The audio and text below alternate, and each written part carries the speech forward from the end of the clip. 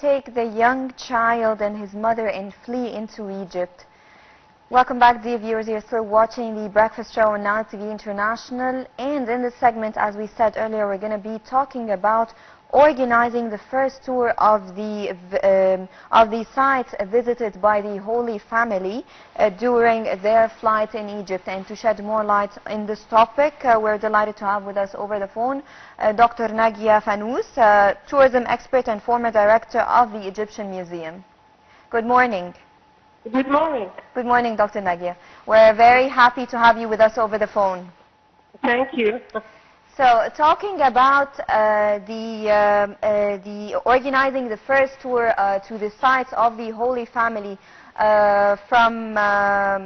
which is a trip from Sinai to Asyut, passing through 25 destinations. Can you tell us more about the efforts exerted to revive and renovate the path of the flight? Yes, the project to revive the Holy Family journey points comes within the framework of the Ministry of Tourism and Antiquities vision for sustainable development to enhance Egypt's leadership as a major modern and sustainable tourist destination. So its rich and diverse tourism, natural, human and archaeological resources and components, and to preserve the unique Egyptian cultural heritage for future generations and humanity.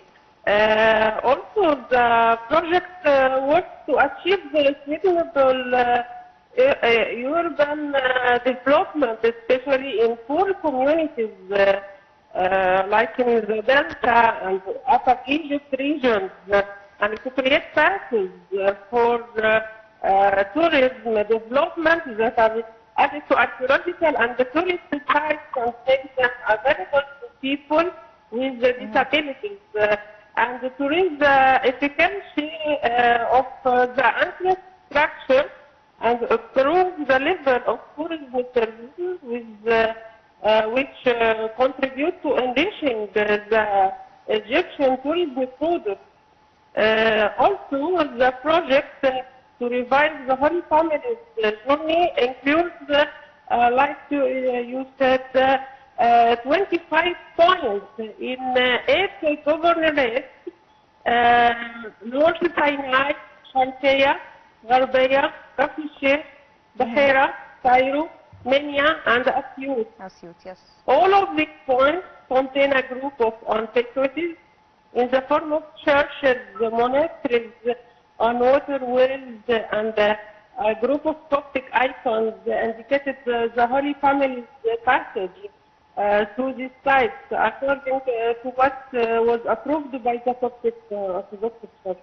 The Holy Family's journey began first in Rafah, in the northeast of the country, passing through Al-Farama, Farama east of Port Said, the Delta region at Shaka, in Kafr al-Sheikh, Talibat and Sharqiya, then Samanut in Gharbiya, then moved to Wadi Nasrun in the western desert, where the monastery of Amba Choi, the Virgin Mary also, Al-Suryan, Al-Baramous, and the Santa Abu Makkar are located. Okay. So recently we have seen a lot of efforts from the government side in trying to boost the tourism sector, and the stress on this sector very much from the opening of the Grand Egyptian Museum to a lot of things actually happening to boost tourism. So how do you think the path of the Holy Family can boost tourism? Yes, it's very important because it is this trip is a message of peace, love, and security from the land that embraced the Holy Family, received its birth and preserved the celebration of its journey to Egypt over hundreds of years at a time when the world is witnessed conflict. Because of that, it is an important addition to tourist attractions, especially religious tourism. Given the past is one of the historical religious destinations, the park is expected to attract about 1 million tourists during the year. Also, the development work, including placing something like signboards and information about the site and making it available for easy tourism for people with disabilities, and making brochures were also prepared in Arabic and English in systems of Braille, in addition to improving the efficiency of the streets leading to the monument. Okay. How do you think is it important to include the path of the flights of the Holy Family in Egypt in the list of the UNESCO? Yes, like I said, it is very important because it is a message of peace and love, yes, for all the world. From the land of Egypt, which embraces all religions and and preserves the celebration of the journey to Egypt over hundreds of years, more than 3.5 years in this time when the world is witnessing the conflict. But they came to spread the message of peace. The UNESCO Intergovernmental Committee for the Safeguarding of the International Cultural Heritage announced in 2022 during its session, which was held in Morocco and Rabat. But Egypt's success is in registering the file of celebrations related to the Holy Family's journey on the representative list of the intangible cultural heritage of humanity at UNESCO. Okay. And it is very important.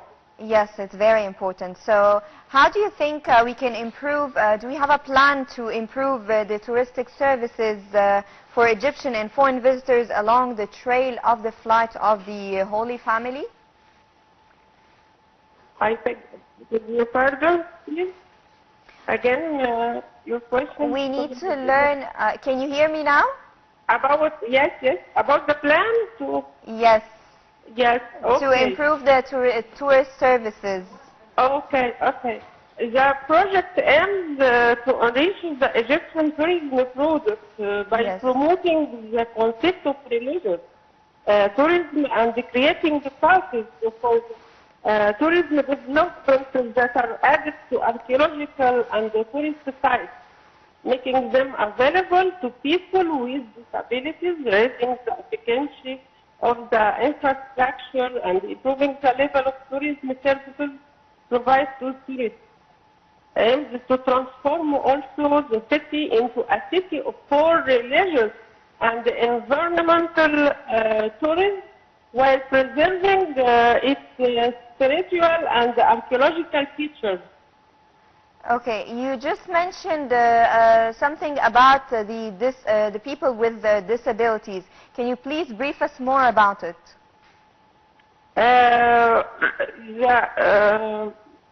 The project make